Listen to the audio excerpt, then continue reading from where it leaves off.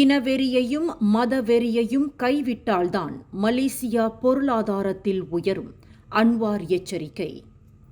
Malaysia தொடர்ந்து இறையாண்மையோடும் சுதந்திர தேசமாகவும் இருக்க வேண்டும் என்றால் மலேசியர்கள் இன தீவிரவாதம் மற்றும் மதவெறி கொண்ட மனப்பான்மையை கைவிட வேண்டும் என்று பிரதமர் டத்தோஸ்ரீ அன்வார் இப்ராஹிம் தெரிவித்துள்ளார்.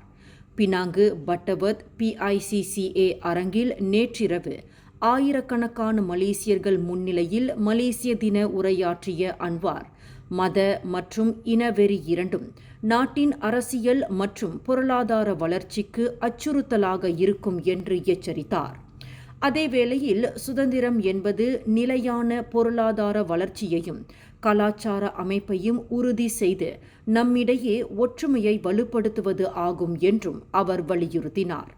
மலேசியாவின் சுதந்திரம் என்பது மிகவும் தனித்துவமானது. ஏனென்றால் அது மற்ற இனங்களின் மீதான அடக்குமுறையில் உருவாக்கப்பட்டதல்ல என்று குறிப்பிட்ட அன்வார், மற்ற இனங்களுடன் வளங்களையும் நீதியையும் பகிர்ந்து கொள்ளும் கொள்கைகளின் அடிப்படையில் உருவாக்கப்பட்டது என்று தெரிவித்துள்ளார். மேலும் செய்திகளை தெரிந்து கொள்ள கீழே இருக்கும் பெல் பட்டனை அழுத்துங்கள். உங்கள் மகிழ்ச்சியை வெளிப்படுத்த லைக் மற்றும் ஷேர் செய்யுங்கள். தொடர்ந்து திசைகளோடு இணைந்திருக்க சப்ஸ்கிரைப் செய்யுங்கள்.